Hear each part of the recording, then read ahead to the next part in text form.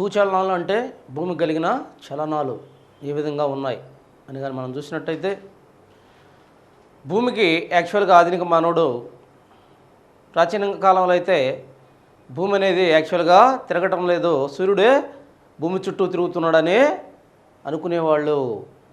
అప్పటి కాలంలో వాళ్ళకున్న జ్ఞానంతో తొలి మానవుడు యాక్చువల్గా ఏమనుకున్నాడు, చాలా కాలం వరకు భూమి చుట్టూ సూర్యుడు తిరుగుతున్నాడు అని అనుకునేవాడు. తర్వాత కాలంలో తిరుగుతుంది సూర్యుడు కాదు, భూమి తిరుగుతుంది, సూర్యుడి చుట్టూ భూమి తిరుగుతుందని తెలుసుకున్నాడు. మరి సూర్యుడి చుట్టూ తిరిగే భూమికి 2 రకాల చలనాలు ఉంటాయని తెలుసుకున్నాడు మానవుడు. మరి ఆధునిక మానవుడు మనం చూసినట్టయితే ఈ 2 రకాల చలనాలు ఏంటి అనేది మరి కంటిన్యూస్గా స్టడీ చేయడం జరుగుతూ ఉంది. భూమికి 2 రకాల చలనాలు ఉన్నాయి. అవి భూభ్రమణము,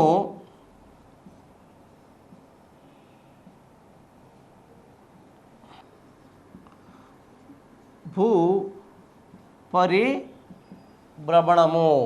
భూమికి 2 చలనాలు ఉన్నాయి. ఒకటి భూభ్రమణం, భూపరిభ్రమణం. భూభ్రమణము అంటే ఏంటి, ఫస్ట్ వాటిని గురించి చిన్నగా డెఫినిషన్స్ చూద్దాం. అసలు భూభ్రమణం అంటే భూమి తన చుట్టూ తాను తిరగడాన్ని భూభ్రమణము అంటారు.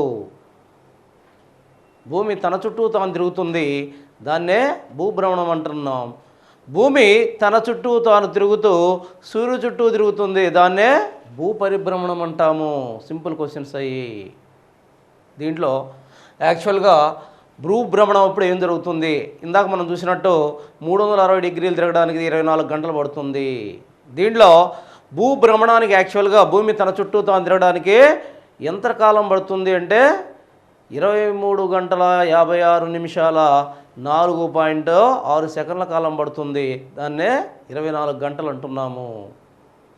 మరి భూమి తన చుట్టూ తాను తిరిగేటప్పుడు ఏమి జరుగుతాయి అని మనం చూసినట్టయితే భూమి తన చుట్టూ తాను తిరిగినప్పుడు ముఖ్యంగా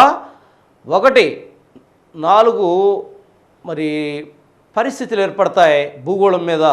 మరి తన చుట్టూ తాను తిరగడం వల్ల 1 భూగోళం మీద రాత్రింబవళ్ళు ఏర్పడతాయి. భూగోళం మీద రాత్రింబవళ్ళు ఏర్పడతాయి. మరి సెకండ్గా చూస్తే ఆటుపోటులు ఏర్పడతాయి. దానికి కలిపి చదవద్దు, దీని ఒక్కదానికి చూడండి. భూమి మీద రాత్రింబవళ్ళు ఏర్పడతాయి, 2 ఆటుపోట్లు ఏర్పడతాయి. భూభ్రమణం వల్ల 3వది ఏంటంటే భూమి మీద సూర్యుడు వివిధ సమయాల్లో వివిధ ఎత్తులో ఉంటాడు.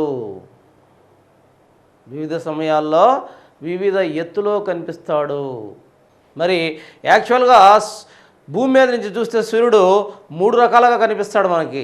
ఏ రకంగా కనిపిస్తాడు, 3 స్థితుల్లో కనిపిస్తాడు. 1 దిగ్, జెనిత్, దాన్.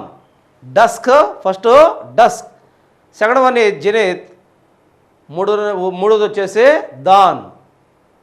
డస్క్ అంటే తొలి సంధ్య, జెనిత్ అంటే మధ్యాహ్నం, దాన్ అంటే మలి సంధ్య సాయంత్రం.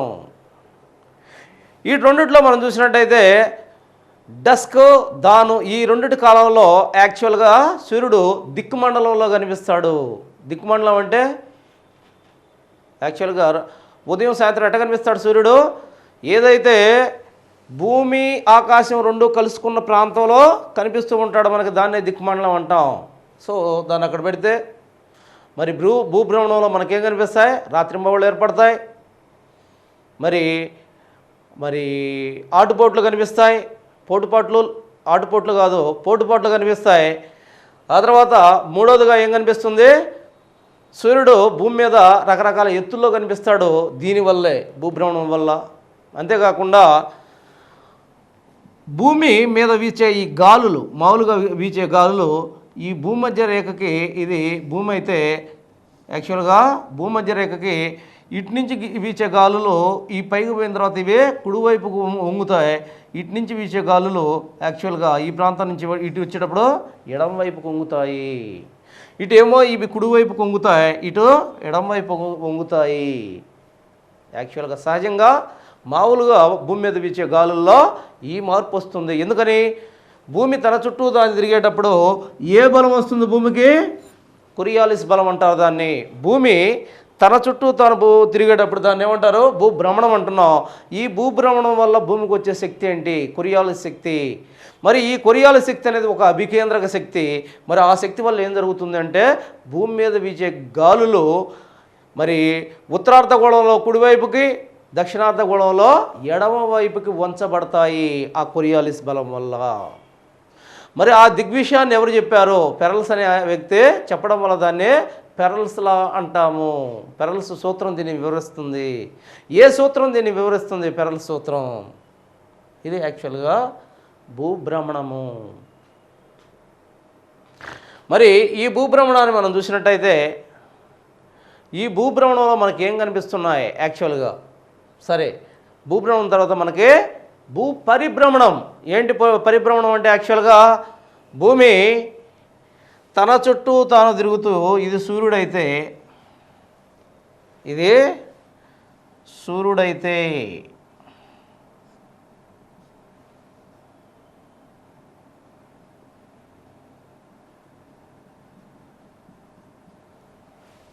భూమి తన చుట్టూ తాను తిరుగుతూ సూర్యుడు చుట్టూ ఎలా తిరుగుతుంది? ఇది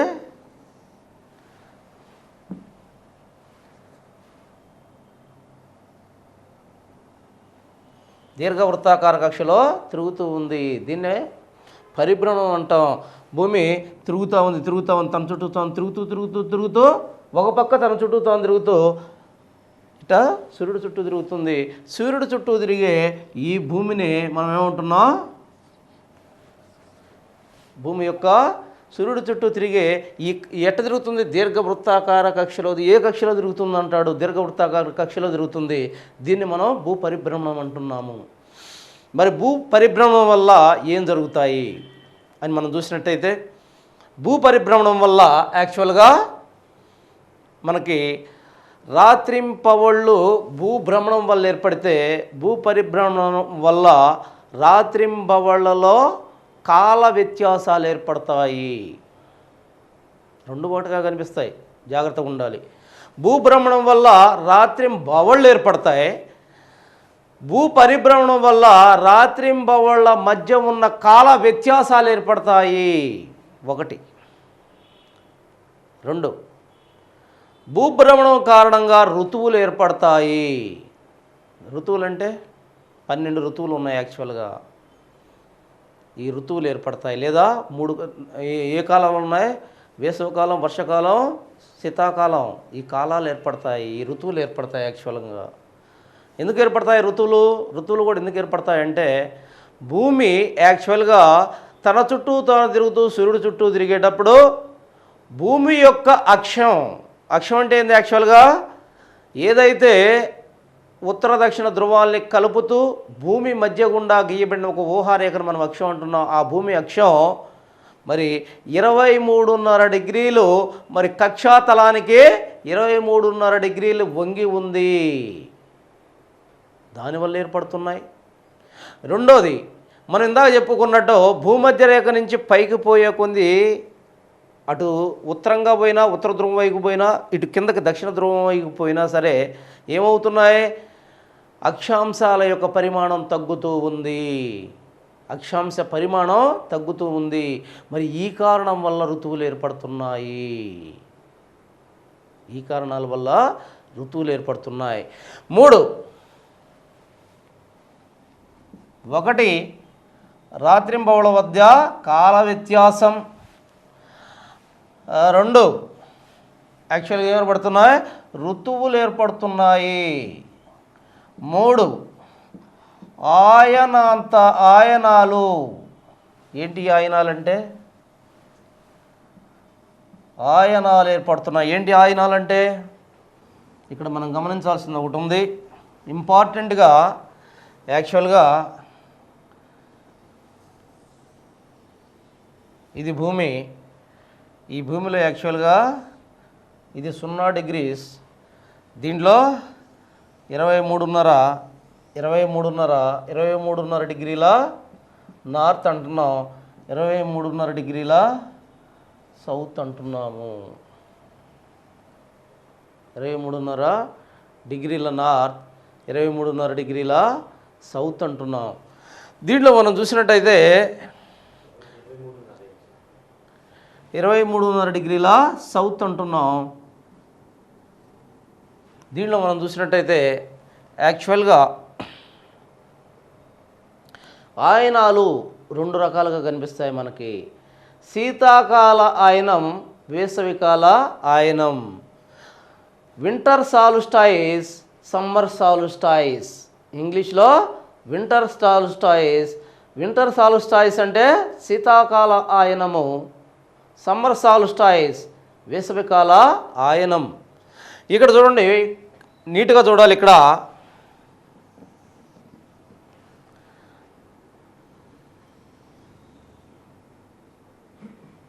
చూస్తే ఇక్కడి నుంచి ఫస్ట్ వేసవికాల ఆయనం చూద్దాం. వేసవికాల ఆయనము 1, 2 శీతాకాల ఆయనము. ఏంటి అసలు ఈ అని చూసినట్టయితే, భూమి మీద యాక్చువల్గా భూమి తిరిగేటప్పుడు సూర్యుడు చుట్టూరు సూర్యుడి యొక్క కిరణాలు నిట్ట నిలువుగా పడేదే ఈ ప్రాంతం మధ్య.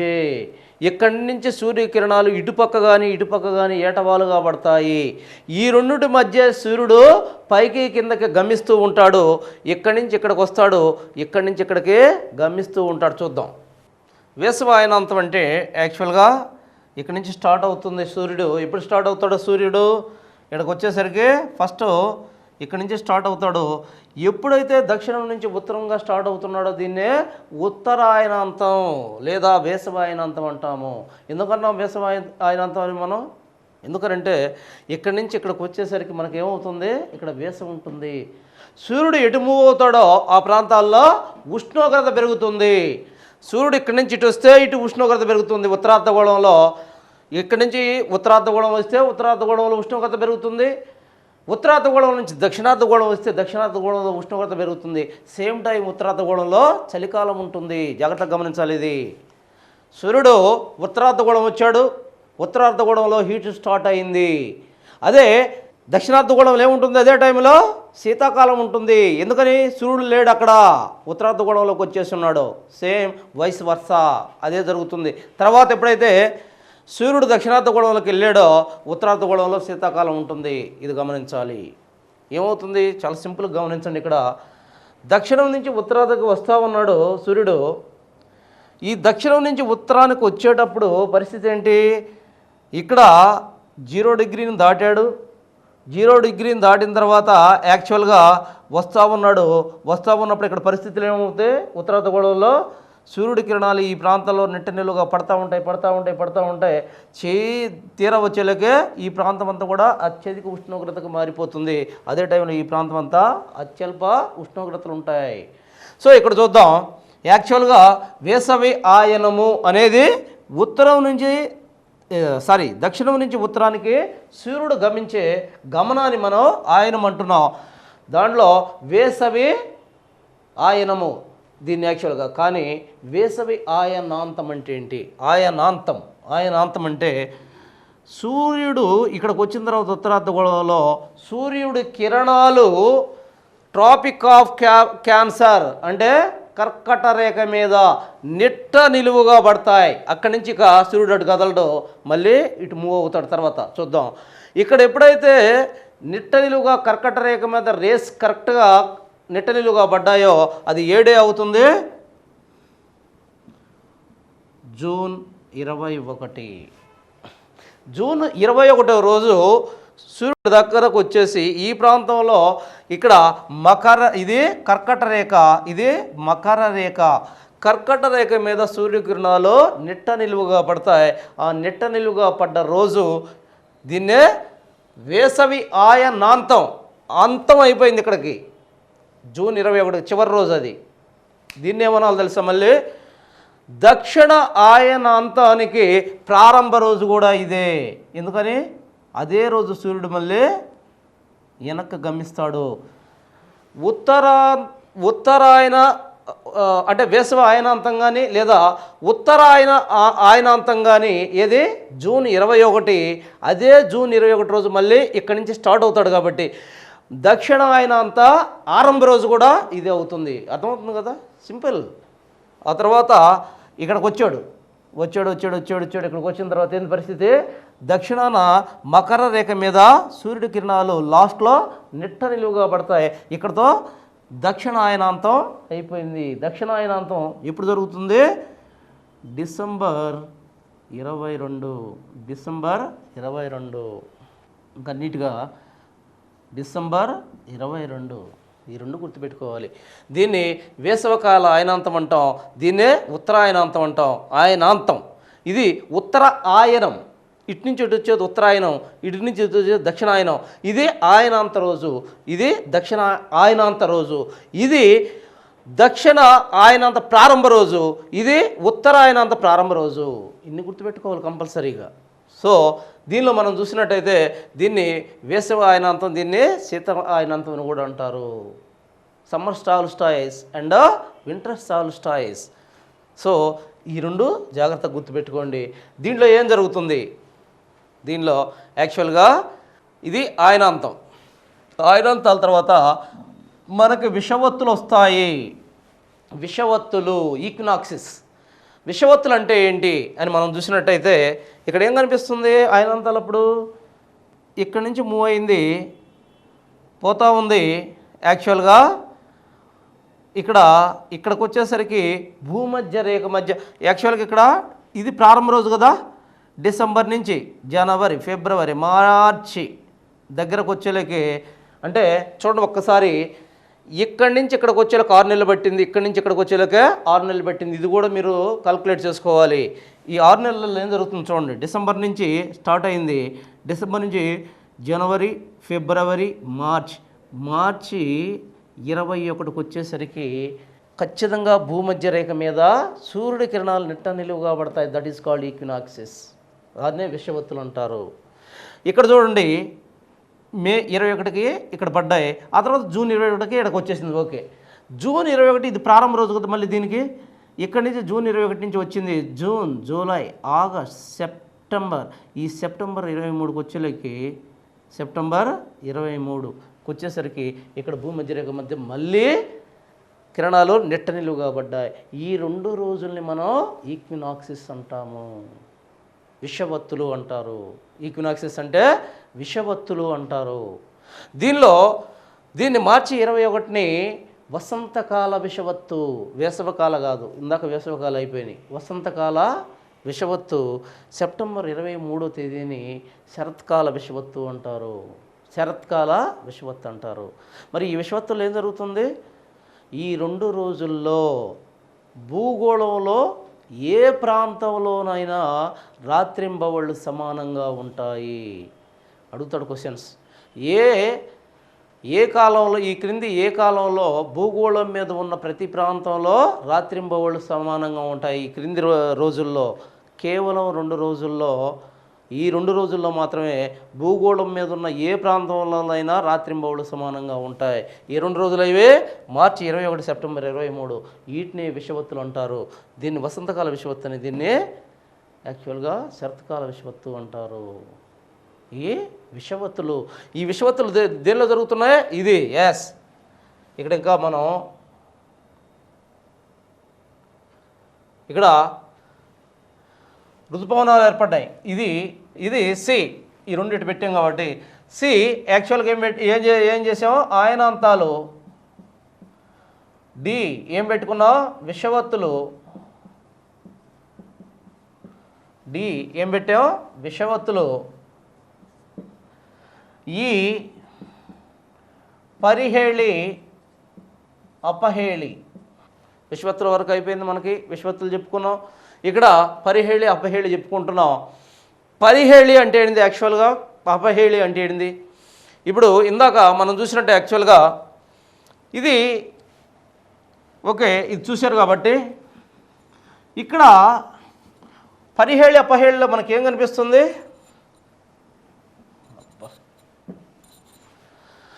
సూర్యుడు ఉన్నాడు, ఈ సూర్యుడికి యాక్చువల్గా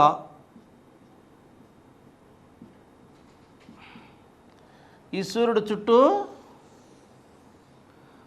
భూమి ఈ విధంగా తిరుగుతుంది. దీన్ని ఏమన్నాం, ఇది యాక్చువల్గా ఈ కక్షలో తిరుగుతుంది, దీర్ఘవృత్తాకార కక్షలో తిరుగుతుంది. ఇక్కడికి వచ్చాడు భూమి, ఇక్కడికి వచ్చాడు భూమి, ఇక్కడికి వచ్చాడు భూమి. ఈ 4 ప్లేసులు తీసుకుంటే ఈ 4 ప్లేసుల్లో ఇవి 2 దూరంగా ఉన్నాయి భూమికి, ఈ 2 దగ్గరగా సూర్యుడికి భూమి ఈ 2 స్థితుల్లో 4 స్థితుల్లో మనం తీసుకున్నాం. తన దీర్ఘవృత్తాకార కక్షలో తిరిగేటప్పుడు 2 స్థితుల్లో ఏమో దూరంగా ఉంది, 2 స్థితుల్లో ఏమో దగ్గరగా ఉంది. ఈ దూరంగా ఉన్న స్థితిని అపహేళి అన్నాం, ఈ దగ్గరగా ఉన్న స్థితిని పరిహేళి అన్నాము. మరి అవి కూడా ఈ భూ పరిభ్రమణం వల్లే జరుగుతాయి. యాక్చువల్గా దీని యొక్క వాస్తవంగా దీని మామూలు లెంగ్త్ అంతా 149 మిలియన్స్ యాక్చువల్గా యావరేజ్ సూర్యుడికినో భూమికి మధ్య లెంగ్త్ దూరం. అయితే ఇక్కడ ఎప్పుడైతే అపహేళి అనేది వచ్చిందో అపహేళిలో దూరం ఎంత, 152 మిలియన్ కిలోమీటర్స్ దూరంగా ఉన్న స్థితిలో దీనికి మధ్య దూరం 152 మిలియన్ కిలోమీటర్స్. దగ్గరగా ఉన్న స్థితిని మనం పరిహేళి అంటాం. పరిహేళప్పుడు దీనికి మధ్య దూరం ఎంత, భూమికి ఇది భూమి, ఇది భూమి, ఇది భూమి, ఇది సూర్యుడు, ఇది భూమి. యాక్చువల్గా దీనికి మధ్య ఉన్న దూరం ఎంత, 147 మిలియన్ కిలోమీటర్స్. సో ఇది కూడా పరిహేళి అపహేళి కూడా దీని ద్వారానే జరుగుతుంది. సో ఇది చలనాలు, భూమి యొక్క చలనాల గురించి మనం క్షుణ్ణంగా చర్చించడం జరిగింది. ఎకిలిప్సెస్ అంటే గ్రహణాలు, ఏ విధంగా ఏర్పడతాయి గ్రహణాలు అనేది మనం చూడాలి. యాక్చువల్గా మనకు అనేక సార్లు గ్రహణాలు కనిపిస్తాయి. మనం యాక్చువల్గా అకార్డింగ్ టు హిందూ మైథాలజీ ప్రకారం అయితే గ్రహణాలను చూడకూడదు. యాక్చువల్గా అదొక అశుభం అనే ఒక ఉద్దేశం ఉంది మనకి. మరి అసలు ఈ గ్రహణాలు అనేవి అశుభం అనేది పక్కన పెడితే అసలు ఎట్ట ఏర్పడుతున్నాయి, సూర్యగ్రహణం అంటున్నాం, చంద్రగ్రహణం అంటున్నాం, అవి ఏ విధంగా ఏర్పడుతున్నాయి అనేది చాలా ఇంపార్టెంట్. మనకి గ్రహణాలు చాలా ఇంపార్టెంట్ ఏరియా ఇది. దీనిలో మనం చూసినట్టయితే యాక్చువల్గా గ్రహణం అంటే ఏంటి, ఏదైతే ఒక పదార్థపు యొక్క నీడ లేకపోతే ఒక వస్తువు నీడ ఇంకొక దాని మీద పడుతుందో, సింపుల్గా చెప్పాలంటే దాన్నే గ్రహణం అంటాం. అది కనపడకపోవడమే గ్రహణం. ఎందుకు కనపడదు అది, యాక్చువల్గా ఏదైనా ఒక వస్తువు ఇంకొక వస్తువుకి అడ్డు రావడం, లేకపోతే ఒక గోళం ఇంకొక గోళానికి అడ్డు రావడం, లేదా సూర్యుడికి చంద్రుడికి మధ్య భూమి రావడం కానీ, మరి భూమికి సూర్యుడికి మధ్య చంద్రుడు రావడం కానీ. ఇక్కడ గమనించాలి, సూర్యుడు స్టాటిక్, సూర్యుడు అనేవాడు స్టాటిక్. సూర్యుడికి ఈ రెండిటికి మధ్య జరిగే పరిణామాలనే మనం గ్రహణాలు అంటున్నాము. భూపరంగా చూసినట్టయితే 2 రకాల గ్రహణాలు కనిపిస్తాయి మనకి. ఒకటి సూర్యగ్రహణం, 2 చంద్రగ్రహణం. ఒకటి సూర్యగ్రహణం, 2 చంద్రగ్రహణం. సూర్యగ్రహణం, చంద్రగ్రహణం. దీనిలో మనం చూసినట్టయితే యాక్చువల్గా సూర్యగ్రహణం అనేది యాక్చువల్గా ఈ గ్రహణాలు వాస్తవంగా ఒక సంవత్సరంలో 7 గ్రహణాలు వస్తాయి ప్రతి సంవత్సరం కూడా. అయితే వీటిలో ఖచ్చితంగా 2 గ్రహణాలేమో చంద్రగ్రహణాలు, తక్కిన 5 గ్రహణాలు సూర్యగ్రహణాలు అయి ఉంటాయి, లేదా కొన్నిసార్లు 3 చంద్రగ్రహణాలు అయి ఉంటాయి, తర్వాత 4 సూర్యగ్రహణాలు అయి ఉంటాయి. ఇక్కడ మనం చూసినట్టయితే సూర్యగ్రహణం ఏదైనా సరే యాక్చువల్గా గ్రహణం అంటే మనం చెప్పుకున్నాం. సూర్యగ్రహణాన్ని చూద్దాం. ఏం జరుగుతుంది సూర్యగ్రహణంలో, ఏదైతే సూర్యుడు చంద్రుడు భూమి అసలు గ్రహణం ఏర్పడాలంటే ఆకాశంలో సూర్యుడు చంద్రుడు మరి భూమి ఒక సరళ రేఖలోకి రావాలి. అది ఏ గ్రహణం అయినా కానీ ఒక సరళ రేఖలో ఆ 3 రావాలి. అవి వచ్చినప్పుడు ఏమవుద్ది, ఫస్ట్ సూర్యగ్రహణాన్ని తీసుకుందాం. సూర్యగ్రహణాన్ని తీసుకుంటే సూర్యగ్రహణం ఎప్పుడు ఏర్పడుతుంది, సూర్యగ్రహణం యాక్చువల్గా సూర్యుడికి భూమికి మధ్య చంద్రుడు వచ్చినప్పుడు సూర్యగ్రహణం ఏర్పడుతుంది. ఏ విధంగా జరుగుతుందో చూద్దాం. ఇది సూర్యుడు, ఏంటిది, ఇది సూర్యుడు. ఇక్కడ యాక్చువల్గా చంద్రుడు వచ్చాడు అడ్డం, ఇది భూమి. అవునా? దీంట్లో ఏమైంది?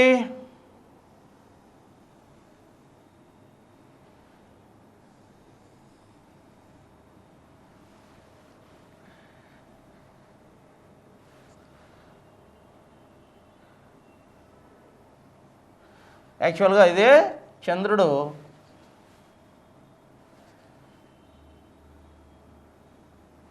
ఇది భూమి. ఇక్కడి నుంచి యాక్చువల్గా మనం చూసినట్టయితే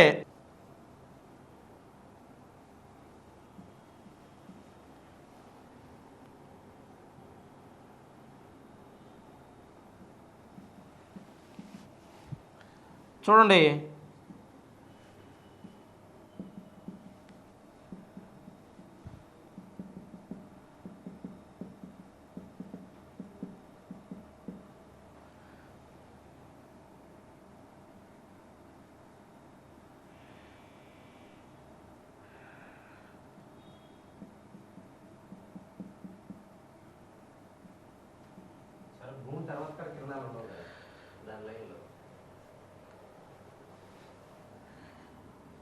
తప్పు పోదులే, నువ్వు ఏం బాధపడబాక.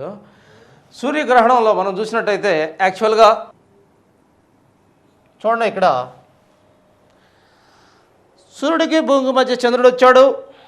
మరి చంద్రుడు యొక్క ఈ చంద్రుడు వచ్చినప్పుడు ఏం జరిగింది? ఇక్కడ చంద్రుడు యొక్క నీడ ఏదైతే ఉందో సూర్యకిరణాలు చంద్రుడి మీద పడ్డాయి. చంద్రుడు వెనక భూమి ఉన్నాడు. మరి చంద్రుడు అడ్డంగా ఉండడం వల్ల భూమికి సూర్యుడు కనిపించట్లేదు. మరి సూర్యుడి కిరణాలు దేళ్ళ మీద పడతాయి, చంద్రుడి మీద పడ్డాయి. చంద్రుడు యొక్క వెనక ఏముంటుంది? ఏదైనా సరే ఒక రేస్ ఇటు పడితే వెనక ఏమవుతుంది? నీడ ఉంటుంది. మరి చంద్రుడు నీడ, ఇది కంప్లీట్ నీడ. దీన్ని ఏమంటున్నారు? ప్రచ్ఛాయ. ఈ విషయాలు జాగ్రత్తగా గమనించాలి. దీన్ని ప్రచ్ఛాయ, దీన్ని పాక్షిక ఛాయ. దీన్ని పాక్షిక ఛాయ. ఏంటి అసలు ఈ విషయాలు గుర్తుపెట్టుకోవాలి. చంద్రుడి అసలు సూర్యగ్రహణం ఎట్ట ఏర్పడుద్ది? భూమికి సూర్యుడికి మధ్య చంద్రుడు రావడం కానీ, లేదా చంద్రుడి యొక్క ప్రచ్ఛాయలోకి భూమి రావడం కానీ జరుగుతుంది. దానివల్ల సూర్యగ్రహణాలు ఏర్పడతాయి. మరి ఇక్కడ చూసినట్టయితే ఇక్కడ గమనించాలి, ప్రచ్ఛాయ అంటే ఏంటి? ప్రచ్ఛాయ అంటే చంద్రుడు వెనక అధిక చీకటిగా ఉండే భాగం. చంద్రుడి మీద రేసు పడ్డప్పుడు వెనకేమవుతుంది? చీకటి భాగం ఏర్పడుతుంది. ఆ చీకటి భాగం మొత్తం కూడా, ఈ చీకటి అంతా కూడా భూమి మీద పడితే దీన్ని ప్రచ్ఛాయ ప్రాంతం అంటాము. కానీ విచిత్రం ఏంటంటే కొంత భాగం, ఎందుకని? చంద్రుడికి భూమిని కప్పే, యాక్చువల్గా ఏదైనా సరే ఒక దాన్ని మనం ఒడ్డు పెట్టినప్పుడు ఈ వెనక చాలా దట్టమైన చీకటి కనపడుతుంది. ఆ పక్కల్లో మనకేం కనిపిస్తుంది? కొంత వెలుతురు ఉంది, చాలా చిన్న షాడో లాంటి వెలుతురు కనిపిస్తుంది. దాన్నే పాక్షిక ఛాయ అంటాము. ఈ పాక్షిక ఛాయ యాక్చువల్గా చిన్న వెలుతురు. పాక్షిక ఛాయ, జస్ట్ ఛాయ అంటే నీడ. పాక్షిక ఛాయ, పాక్షికమైన నీడ. ఇదంతా కూడా, ఇది మాత్రం ప్రచ్ఛాయ అంటే చాలా థిక్ నీడ, చాలా చీకటి నీడ.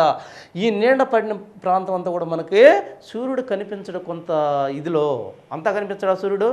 ఎందుకని? చంద్రుడు చాలా చిన్నగా ఉంటాడు. చంద్రుడిని దాటి మనకి సూర్యుడు గోళం కొద్దిగా కనిపిస్తూ ఉంటుంది.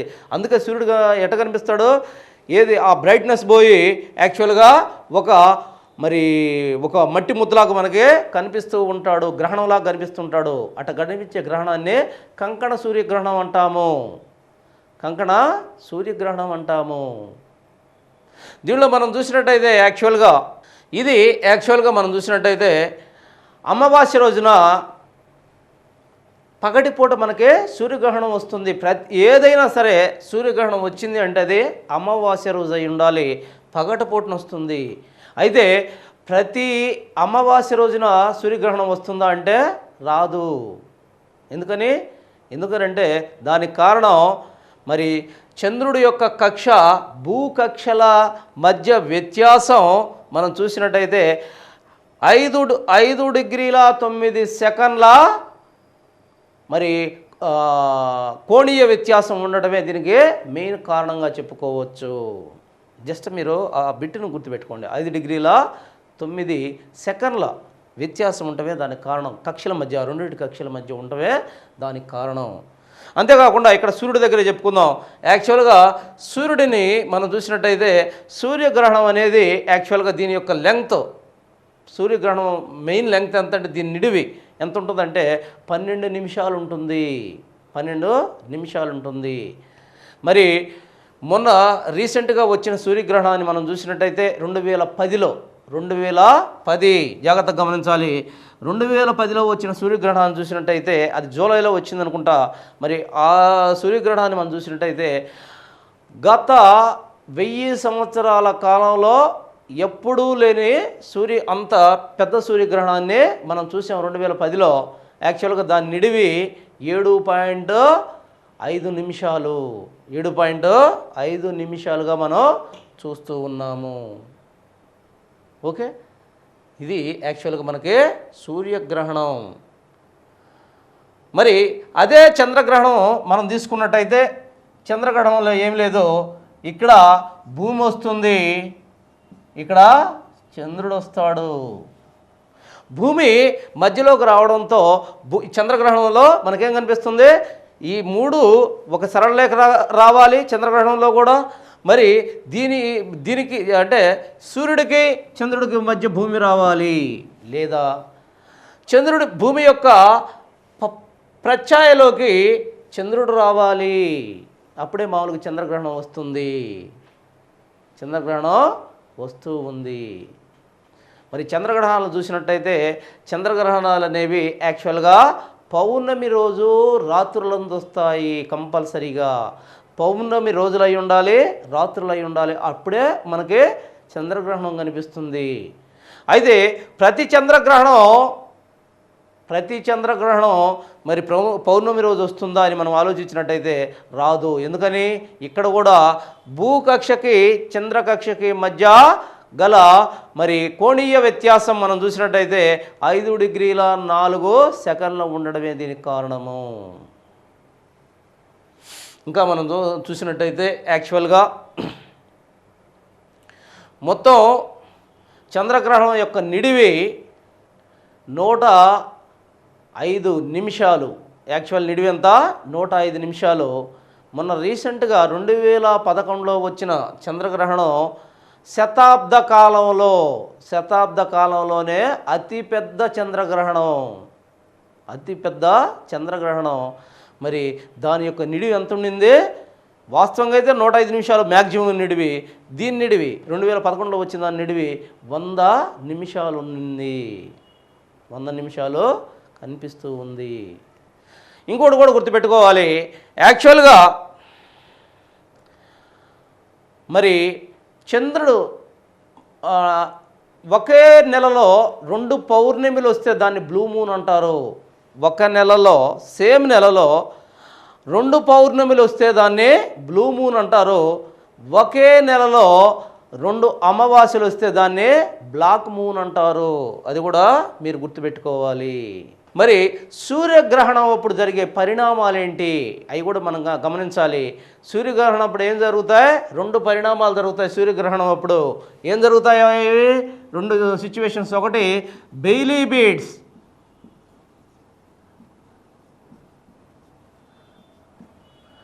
2 డైమండ్ రింగ్.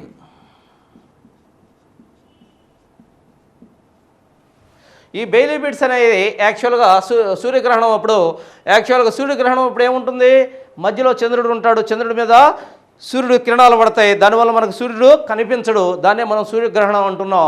మరి సూర్యగ్రహణం అప్పుడు సూర్యుడు యొక్క రేస్ దేని మీద పడతాయి, చంద్రుడి మీద పడతాయి. మరి చంద్రుడి మీద అనేకమైన నదీ లోయలు ఉన్నాయి. చంద్రుడి మీద ఏం కనిపిస్తాయి, మనకి అనేకమైన నదీ లోయలు కనిపిస్తాయి. ఈ నదీ లోయల మీద ఈ సూర్యుడి యొక్క కిరణాలు పడి పరావర్తనం చెందుతాయి.